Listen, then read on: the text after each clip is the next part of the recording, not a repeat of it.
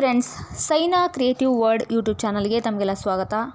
Friends, Karnataka ಶಾಲಾ ಪರೀಕ್ಷೆ ಮತ್ತು ಮೌಲ್ಯ ನಿರ್ಣಯ ಮಂಡಳಿಯವರು ದಿನಾಂಕ 9/5/2024 ಮಾರ್ಚ್ ಹಾಗೂ ಏಪ್ರಿಲ್ ತಿಂಗಳಲ್ಲಿ ನಡೆದ SSLC ಪರೀಕ್ಷೆ 1ರ ಫಲಿತಾಂಶವನ್ನು ಪ್ರಕಟ ಮಾಡಿದ್ದಾರೆ. ಪರೀಕ್ಷೆಯಲ್ಲಿ ಉತ್ತಮ ಅಂಕಗಳನ್ನು ತಗೊಂಡು ತೇರ್ಗಡೆ ಹೊಂದಿದ ಎಲ್ಲ ವಿದ್ಯಾರ್ಥಿಗಳಿಗೂ ಕಂಗ್ರ್ಯಾಚುಲೇಷನ್ಸ್. ಆದರೆ ಫೇಲ್ ಆದ ವಿದ್ಯಾರ್ಥಿಗಳ್ಯಾರು ದಯವಿಟ್ಟು ಬೇಜಾರು ಮಾಡ್ಕೊಳ್ಳೋದಾಗಲಿ ಖಿನ್ನತೆಗೆ ಒಳಗಾಗೋದಾಗಲಿ ಮಾಡಬೇಡಿ. ಪರೀಕ್ಷೆಗಳು ನಮ್ಮ ಜೀವನದ ಒಂದು ಭಾಗ ಅಷ್ಟೇ. ಪರೀಕ್ಷೆಗಳೇ ನಮ್ಮ ಜೀವನ ಅಲ್ಲ. ಅದೂ ಅಲ್ಲದೆ ಫೇಲ್ ಆದವ್ರಿಗೆ ಮತ್ತೆ ಎಕ್ಸಾಮ್ ಬರೆಯೋಕ್ಕೆ ಅವಕಾಶ ಇದೆ. ಮತ್ತೆ ಚೆನ್ನಾಗಿ ಓದಿ ಫೇಲ್ ಆದ ವಿಷಯಗಳನ್ನ ಪಾಸ್ ಮಾಡ್ಕೊಳ್ಬೋದು. ಹೌದು ಫ್ರೆಂಡ್ಸ್, ಪರೀಕ್ಷೆ 1, ಪರೀಕ್ಷೆ 2, ಪರೀಕ್ಷೆ 3 ಅಂತ 3 ಹಂತಗಳಲ್ಲಿ ಎಕ್ಸಾಮ್ಸ್ನ ನಡೆಸ್ತಿದ್ದಾರೆ ನಮ್ಮ ಶಿಕ್ಷಣ ಇಲಾಖೆಯವರು. ಇದರಲ್ಲಿ ಮೊದಲ ಹಂತದ ಅಂದರೆ ಪರೀಕ್ಷೆ 1ರ ಫಲಿತಾಂಶ ಹೊರಬಂದಿದೆ. ಇನ್ನು ಪರೀಕ್ಷೆ 2ರ ಟೈಮ್ ಟೇಬಲ್ ಆಲ್ರೆಡಿ ಬಂದಾಗಿದೆ. ಪರೀಕ್ಷೆ 2ರಲ್ಲಿ ಯಾರೆಲ್ಲ ಎಕ್ಸಾಮ್ ಬರಿಬೋದು ಅಂದರೆ ಫೇಲ್ ಆದವ್ರಿಗೆ, ಆಮೇಲೆ ಯಾರಿಗೆಲ್ಲ ನಮಗೆ ಇನ್ನೂ ಚೆನ್ನಾಗಿ ಮಾರ್ಕ್ಸ್ ಬರಬೇಕಾಗಿತ್ತು, ನಮ್ಮ ನಿರೀಕ್ಷೆಯಂತೆ ಅಂಕಗಳು ಬಂದಿಲ್ಲ ಅನ್ನೋರು, ಅಥವಾ ರಿಸಲ್ಟ್ ಇಂಪ್ರೂವ್ ಮಾಡ್ಕೊಳ್ತೀನಿ ಅನ್ನೋರು ಪರೀಕ್ಷೆ 2ನ್ನು ಬರಿಬಹುದು. ಹಾಗಾಗಿ ಯಾರೂ ಚಿಂತೆ ಮಾಡೋ ಅವಶ್ಯಕತೆ ಇಲ್ಲ. ಫ್ರೆಂಡ್ಸ್, ಇನ್ನೊಂದು ಮಹತ್ವದ ಮಾಹಿತಿ ಏನಪ್ಪ ಅಂತಂದರೆ, ಮಾರ್ಚ್ ಹಾಗೂ ಏಪ್ರಿಲ್ ತಿಂಗಳ 2024ರ SSLC ಪರೀಕ್ಷೆ 1ರ ಮೌಲ್ಯಮಾಪನಗೊಂಡ ಉತ್ತರ ಪತ್ರಿಕೆಗಳ ಸ್ಕ್ಯಾನ್ ಪ್ರತಿ, ಮರು ಎಣಿಕೆ ಹಾಗೂ ಮರು ಮೌಲ್ಯಮಾಪನಕ್ಕಾಗಿ ಅರ್ಜಿಯನ್ನು ಸಲ್ಲಿಸ್ತೀನಿ ಅನ್ನೋರು ಆನ್ಲೈನ್ ಮುಖಾಂತರ ಅರ್ಜಿನ ಸಲ್ಲಿಸಬಹುದಾಗಿದೆ. ಫ್ರೆಂಡ್ಸ್, ಇದರ ವೇಳಾಪಟ್ಟಿನ ನೋಡೋದಾದರೆ, ಮೊದಲನೇದಾಗಿ ಉತ್ತರ ಪತ್ರಿಕೆಗಳ ಸ್ಕ್ಯಾನ್ ಪ್ರತಿ ಪಡೆಯಲು ಅರ್ಜಿ ಸಲ್ಲಿಸಲು ನಿಗದಿಪಡಿಸಿದ ದಿನಾಂಕವನ್ನು ನೆನಪಿಟ್ಕೊಳ್ಳಿ. ದಿನಾಂಕ 9/5/2024 ದಿನಾಂಕ 16/5/2024. ಇನ್ನು ಇದಕ್ಕೆ ಶುಲ್ಕ ಪಾವತಿಸಲು ನಿಗದಿಪಡಿಸಿದ ದಿನಾಂಕ ಏನಪ್ಪ ಅಂತಂದರೆ, ದಿನಾಂಕ 9/5/2024 17/5/2024. ಇದಾದ ನಂತರ ಉತ್ತರ ಪತ್ರಿಕೆಗಳ ಮರು ಎಣಿಕೆ ಮತ್ತು ಮರು ಮೌಲ್ಯಮಾಪನಕ್ಕೆ ಅರ್ಜಿ ಸಲ್ಲಿಸಲು ನಿಗದಿಪಡಿಸಿದ ದಿನಾಂಕವನ್ನು ಗಮನಿಸಿ.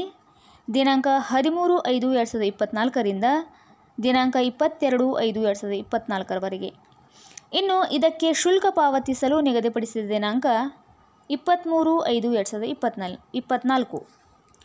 ಇನ್ನು ಮರು ಎಣಿಕೆ ಬಯಸುವ ವಿದ್ಯಾರ್ಥಿಗಳು ಮೊದಲು ಸ್ಕ್ಯಾನ್ ಕಾಪಿ ತರಿಸ್ಕೊಂಡಾದ ಮೇಲೆ ಮಾತ್ರ ಮರು ಎಣಿಕೆಗೆ ಅರ್ಜಿ ಸಲ್ಲಿಸಬಹುದು ಅಂತ ಕೊಟ್ಟಿದ್ದಾರೆ.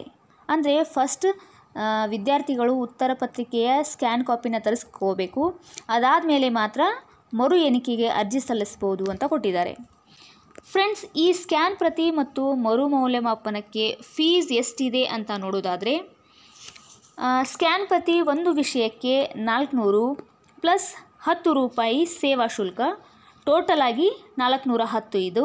ಇದು ಆನ್ಲೈನ್ ಮೂಲಕ K1ನಲ್ಲಿ ಫೀಸ್ ಕಟ್ಟಿದರೆ. ಇದನ್ನೇ ಆಫ್ಲೈನ್ ಚಲನ್ ಮೂಲಕ B1 ಮತ್ತು K1ನಲ್ಲಿ ಫೀಸ್ ಕಟ್ಟಿದ್ರೆ ಅಲ್ಲಿ 400 ಪ್ಲಸ್ 20 ರೂಪೀಸ್ ಸೇವಾ ಶುಲ್ಕ ಅಂತ ಇದೆ. ಅಂದರೆ ಟೋಟಲ್ ಆಗಿ 420. ಒಂದು ವೇಳೆ ಆಫ್ಲೈನ್ ಚಲನ್ ಮೂಲಕ ಯೂನಿಯನ್ ಬ್ಯಾಂಕ್ ಆಫ್ ಇಂಡಿಯಾದಲ್ಲಿ ಫೀಸ್ ಕಟ್ಟಿದ್ರೆ ಅದಕ್ಕೆ 400 ಪ್ಲಸ್ 10 ರೂಪಾಯಿ ಸೇವಾ ಶುಲ್ಕ, ಟೋಟಲ್ ಆಗಿ 410.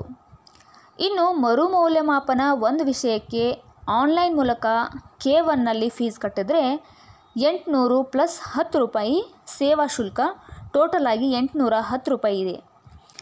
ಒಂದು ವೇಳೆ ಆಫ್ಲೈನ್ ಮೂಲಕ B1 ಮತ್ತು K1ನಲ್ಲಿ ಫೀಸ್ ಕಟ್ಟಿದರೆ 800 ಪ್ಲಸ್ 20 ರೂಪಾಯಿ ಸೇವಾ ಶುಲ್ಕ, ಟೋಟಲ್ ಆಗಿ 820 ರೂಪಾಯಿ ಇದೆ. ಆಮೇಲೆ ಆಫ್ಲೈನ್ ಚಲನ್ ಮೂಲಕ ಯೂನಿಯನ್ ಬ್ಯಾಂಕ್ ಆಫ್ ಇಂಡಿಯಾದಲ್ಲಿ ಫೀಸ್ ಕಟ್ಟಿದರೆ 800 ಪ್ಲಸ್ 10 ರೂಪಾಯಿ ಸೇವಾ ಶುಲ್ಕ, ಟೋಟಲ್ ಆಗಿ 810 ರೂಪಾಯಿ ಇದೆ. ಫ್ರೆಂಡ್ಸ್, ತದನಂತರ ಸ್ಕ್ಯಾನ್ ಕಾಪಿಗೆ ಅಪ್ಲೈ ಮಾಡಿರುವ ವಿದ್ಯಾರ್ಥಿಗಳ ಉತ್ತರ ಪತ್ರಿಕೆಗಳನ್ನು ಸ್ಕ್ಯಾನ್ ಮಾಡಿ ಮಂಡಳಿಯ ಜಾಲತಾಣದಲ್ಲಿ ಅಪ್ಲೋಡ್ ಮಾಡಲಾಗುವುದು ಅಂತ ಹೇಳಿದ್ದಾರೆ. ಅಪ್ಲೋಡ್ ಮಾಡಿರೋ ಮಾಹಿತಿಯನ್ನು ಸ್ಟೂಡೆಂಟ್ಸ್ ಅಪ್ಲೈ ಮಾಡುವಾಗ ನೀಡಿದಂಥ ಮೊಬೈಲ್ ಸಂಖ್ಯೆಗೆ ರವಾನಿಸಲಾಗತ್ತೆ ಅಂತ ಕೂಡ ಹೇಳಿದ್ದಾರೆ. ಫ್ರೆಂಡ್ಸ್, ಇದಿಷ್ಟು ಇವತ್ತಿನ ವಿಡಿಯೋದ ಮಾಹಿತಿ. ವಿಡಿಯೋ ನಿಮಗೆ ಯೂಸ್ಫುಲ್ ಆಗತ್ತೆ ಅಂತ ಅಂದ್ಕೊಂಡಿದ್ದೀನಿ. ವಿಡಿಯೋ ಇಷ್ಟ ಆದರೆ ಲೈಕ್ ಮಾಡಿ, ಕಮೆಂಟ್ ಮಾಡಿ, ಹಾಗೆ ನಿಮ್ಮ ಫ್ರೆಂಡ್ಸ್ಗೂ ಶೇರ್ ಮಾಡಿ. ಹಾಗೆ ನೀವೇನಾದರೂ ನನ್ನ ಚಾನಲ್ನ ಹೊಸದಾಗಿ ನೋಡ್ತಾ ಇದ್ದರೆ ತಪ್ಪದೇ ಸಬ್ಸ್ಕ್ರೈಬ್ ಆಗಿ, ಜೊತೆಗೆ ಬೆಲ್ ಐಕಾನ್ ಪ್ರೆಸ್ ಮಾಡೋದರ ಮುಖಾಂತರ ನನ್ನೆಲ್ಲ ಅಪ್ಡೇಟೆಡ್ ವಿಡಿಯೋಗಳ ಮಾಹಿತಿ ಪಡ್ಕೊಳ್ಳಿ ಅಂತ ಹೇಳ್ತಾ ಮತ್ತೊಂದು ಮಹತ್ವದ ಮಾಹಿತಿಯ ಜೊತೆಗೆ ಮತ್ತೆ ಸಿಗ್ತೀನಿ. ಅಲ್ಲಿವರೆಗೂ ಬಾಯ್.